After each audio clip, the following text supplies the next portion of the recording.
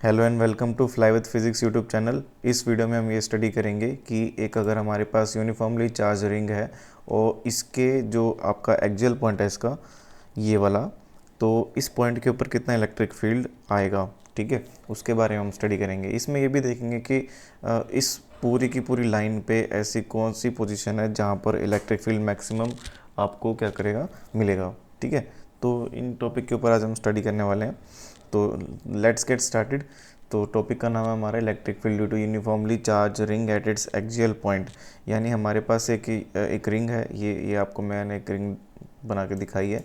इस रिंग में आपके पास एक चार्ज है, इसके ऊपर चार्ज है, वो यूनिफॉर्मली डिस्ट्रीब्यूटेड है ओवर द लेंथ। ठीक है, तो आपको ये बताना है कि इस पॉइंट पी के ऊपर जो कि एक एक्सियल पॉइंट है, तो इस पॉइंट के ऊपर आपके पास कितना इलेक्ट्रिक फील्ड आएगा। एक्सियल पॉइंट और इक्वेटोरियल पॉइंट के ऊपर पहले मैंने वीडियो बना चुका हूँ। जैसे जो जो एक एक्सिस पे होता है, इस एक्सिस पे होता है, ये हमारा एक्सियल पॉइंट होता है, और एक हमारा इस एक्सिस पे वाई एक्सिस पे होता है वो पॉइंट, वो इक्वेटोरियल पॉइंट होता है। ठीक है, तो यहाँ पे तो हम एक्सियल पॉइंट की बात कर रहे हैं। तो इस पॉइंट पी के ऊपर अगर हमें इलेक्ट्रिक फील्ड कैलकुलेट करना है तो हम कैसे करेंगे। सबसे पहला स्टेप हम ये चेक करेंगे कि इस इस आपके पास यूनिफॉर्मली चार्ज रिंग में अगर एक हम छोटा सा स्मॉल चार्ज एलिमेंट लेते हैं, जैसे फॉर एग्जांपल ये हमने एक एलिमेंट ले लिया, छोटा सा एलिमेंट ले लिया, हमने कंसीडर कर लिया, तो ये एलिमेंटल चार्ज कितना इलेक्ट्रिक फील्ड प्रोड्यूस कर सकता है इस पॉइंट के ऊपर, वो हम सबसे पहले कैलकुलेट करेंगे। सो फॉर एग्ज़ाम्पल हमारे पास क्या चीज़ है, हमारे पास ये चीज़ है कि पूरा का पूरा जो 2πr आपके पास लेंथ है, इसके ऊपर कितना चार्ज डिस्ट्रीब्यूटेड है वो हमें गिवन है। वो कितना है, q चार्ज डिस्ट्रीब्यूटेड है, ये रहा प्लस q, ये पूरा पूरा q है, प्लस चार्ज डिस्ट्रीब्यूटेड है। तो अगर हम यूनिट लेंथ की बात करें तो यूनिट लेंथ के ऊपर कितना चार्ज डिस्ट्रीब्यूट होगा, वो होगा q/2πr, सिंपल यूनिटरी मेथड है ना। अच्छा, तो अगर हम सिर्फ और सिर्फ एक छोटा सा एलिमेंट ले लें, फॉर एग्जांपल अगर हमने एक एलिमेंट ले लिया, ये dl एलिमेंट, इतनी dl लेंथ का अगर ये छोटा सा एलिमेंट ले लिया, तो इसके ऊपर कितना चार्ज डिस्ट्रीब्यूट होगा, तो वो dl लेंथ के लिए आपके पास क्या करेंगे, हम ये इस इक्वेशन को dl से मल्टीप्लाई कर देंगे, तो इस साइड बन जाएगा हमारे पास q/2πr इंटू dl। ओके, तो यहाँ से ये वाली वैल्यू जो है वो आती है, जो हमने यहाँ पे लिख रखी है, ये वाली वैल्यू dq, इसका नाम हमने dq दे दिया है कि छोटा सा जो चार्ज हमने एलिमेंट चार्ज हमने कंसिडर किया है, इसको हम dq नाम देंगे, और इसकी वैल्यू क्या होगी, q/2πr इंटू dl। ठीक है, तो ये तो हमारा एलिमेंटल चार्ज हो गया। अब ये जो एलिमेंटल चार्ज है, ये इस पॉइंट p के ऊपर कितना इलेक्ट्रिक फील्ड प्रोड्यूस कर रहा है, वो हम छोटा सा इलेक्ट्रिक फील्ड होगा पहली बात तो, बिकॉज ये छोटा सा चार्ज ही इसके ऊपर इलेक्ट्रिक फील्ड प्रोड्यूस कर रहा है। तो आपके पास ये जो इलेक्ट्रिक फील्ड होगा वो DE होगा, और वो जो DE होगा वो क्या होगा, it is equal to k, यानी 1/4πε0 q की जगह यहाँ पे dq आएगा, बिकॉज ये इलेक्ट्रिक फील्ड यहाँ पे प्रोड्यूस कर रहा है, ये चार्ज इलेक्ट्रिक फील्ड प्रोड्यूस कर रहा है इसीलिए, और divided by distance between this charge and this point P, and it is equal to this, और ये हमारा क्या है, ये तो हमारा r² + x² है। क्यों, बिकॉज दिस इज़ x, ये जो आप C से लेकर P तक जो आप देख रहे हो ये हमारा x है। ओके, और ये हमारा r है, ये भी गिवन है, ये भी गिवन है, तो ऑब्वियसली पाइथागोरस थ्योरम लगाएंगे तो ये हमारा क्या हो जाएगा, r² + x² का अंडर रूट है ना। तो ये क्या हो जाएगा हमारे पास, r² + x² का अंडर रूट। ठीक है, सो यहाँ पे इसका स्क्वायर हो जाएगा, तो इसीलिए यहाँ पे r² + x² बन गया ये, तो ये बन गया हमारे पास DE। ठीक है, ये तो स्मॉल DE बन गया।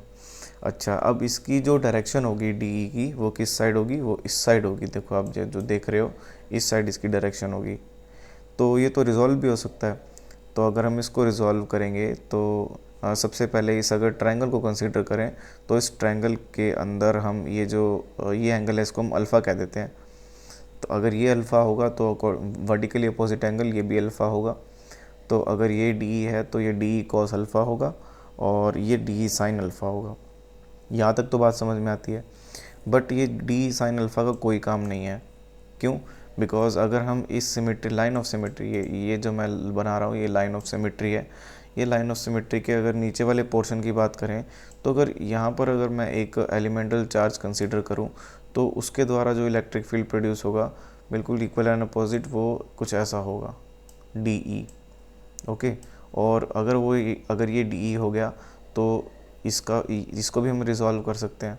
इसको जब हम रिजॉल्व करेंगे तो ये डी ई कॉस अल्फ़ा होगा और ये होगा डी साइन अल्फ़ा। सर ऐसे कैसे, ये एंगल कैसे अल्फ़ा हुआ? अरे भाई ये एंगल इसलिए अल्फ़ा हुआ बिकॉज अगर इसको हम मैच करेंगे तो ये अल्फ़ा है, तो ऑब्वियसली इतनी इतनी जो एंगल सबटेंशन होगी वो भी तो अल्फ़ा ही होगी। अगर ये भी अल्फ़ा होगी तो ये भी अल्फ़ा होगा। That is why this is the cos alpha और this is the sine alpha. ठीक है, बिकॉज नीचे वाला पार्ट सारा का सारा सिमेट्रिक है एज ऊपर वाले पार्ट से, तो अगर ये अल्फ़ा तो ये भी अल्फ़ा है ना। सो डैट इज़ वाई आपके पास यहाँ से एक चीज़ सामने आई कि अगर हम जो डी कंपोनेंट्स है इसको जब हम रिजॉल्व करेंगे तो हमें जो साइन अल्फ़ा वाले कंपोनेंट है वो तो कैंसिल होते हुए दिखाई देंगे, तो ये तो आपस में क्या हो जाएंगे, कैंसिल। बट जो डी कॉस अल्फ़ा वाले जो हॉरिजॉन्टल कंपोनेंट्स हैं वो तो ऐड होते रहेंगे, तो इसीलिए हम डी कॉस अल्फ़ा को कंसिडर करेंगे। ठीक है, तो इसीलिए हम एक काम करते हैं, अगर हमें इंटीग्रेशन करना है, अगर हमें अच्छी तरह से इंटीग्रेशन करना है तो हम सिर्फ और सिर्फ डी कॉस अल्फ़ा को कंसीडर करेंगे। अगर हमें फुल इंटीग्रेशन करना है कि पूरे के पूरे ये हमारी जो ये रिंग है ये कितना इलेक्ट्रिक फील्ड प्रोड्यूस कर रही है इस पॉइंट पे, तो उसके लिए हम डी कॉस अल्फ़ा को इंटीग्रेट करके देखेंगे। So now let's get started, देखते हैं इसमें क्या होता है। तो आपके पास क्या है, आपके पास जो टोटल इलेक्ट्रिक फील्ड आएगा ओवर दिस रिंग, ठीक है, वो कितना आएगा, वो आएगा integration of D cos alpha. Okay, यहाँ पे जो इंटीग्रेशन की लिमिट लेंगे वो कहाँ से कहाँ तक लेनी चाहिए, वो हम लेंगे इसकी सर्कमफ्रेंस की लिमिट, बिकॉज इसके सर्कमफ्रेंस पे चार्ज डिस्ट्रीब्यूटेड है, तो जो आपके पास इंटीग्रेशन की लिमिट होगी वो भी इसके सर्कमफ्रेंस की लिमिट होगी 0 से 2πr। लोअर लिमिट 0 और हायर लिमिट क्या होगी 2πr। Okay, now what will happen, सबसे पहले यहाँ पे जो डी की वैल्यू है वो यहाँ पे पुट करके देखते हैं। अब बस वैल्यूज ही पुट करनी है। जो डी की वैल्यू है वो तो हमने निकाल रखी है, K D Q upon are square plus x square, हमने यहाँ पे पुट कर दी। और कॉस अल्फ़ा की वैल्यू और देख लेते हैं। Cos alpha is equal to base upon hypotenuse, base is x and hypotenuse is under root r square plus x square. So base upon hypotenuse यहाँ पे रखेंगे, so x upon are square plus x square भी आ गया यहाँ पे। Now ये जो डी क्यू है इसकी भी वैल्यू पुट कर देते हैं।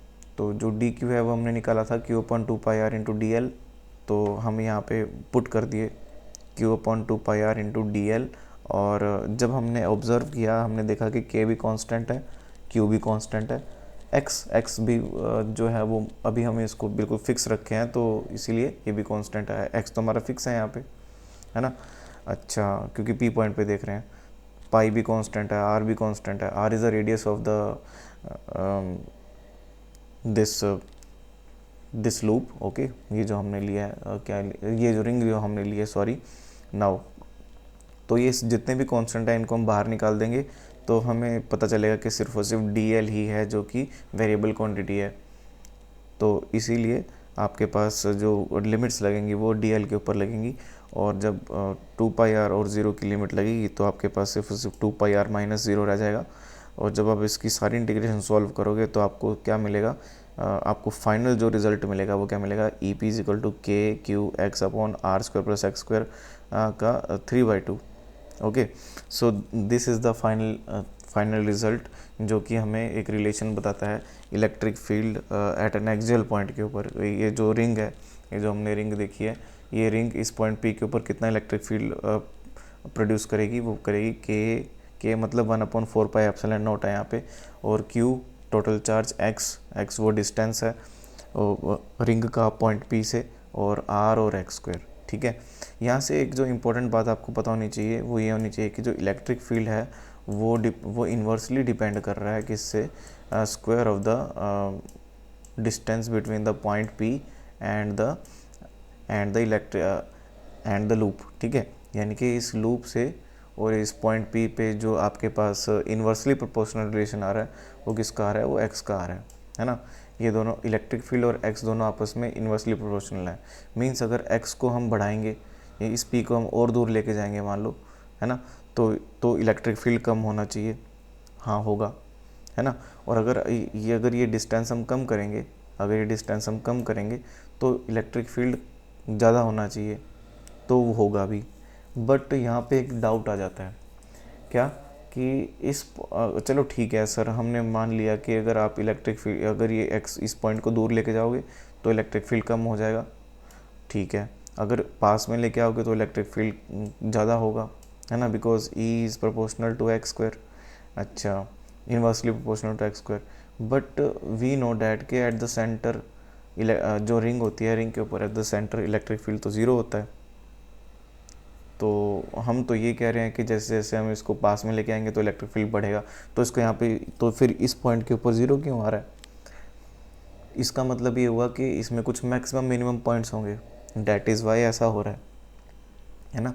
तो जो इसका मैक्सिमम मिनिमम पॉइंट है, यानी मैक्सिमम इलेक्ट्रिक फील्ड कितना है, कहाँ पे मैक्सिमम इलेक्ट्रिक फील्ड मिलेगा, वो कहीं यहाँ आसपास मिलेगा, इस रीजन में मिलेगा कहीं यहाँ पे। पर वो पॉइंट क्या होगा वो हमने ढूंढना है यहाँ पे। तो नाउ लेट अस चेक कि यहाँ पे मैक्सिमम पॉइंट क्या होगा। मिनिमम पॉइंट का तो हमें पता ही है, मिनिमम पॉइंट क्या होगा, ये जहाँ पे x की वैल्यू ज़ीरो हो जाएगी, जहाँ पे x की वैल्यू क्या हो जाएगी, ज़ीरो हो जाएगी, वहाँ पे e ही ज़ीरो हो जाएगा।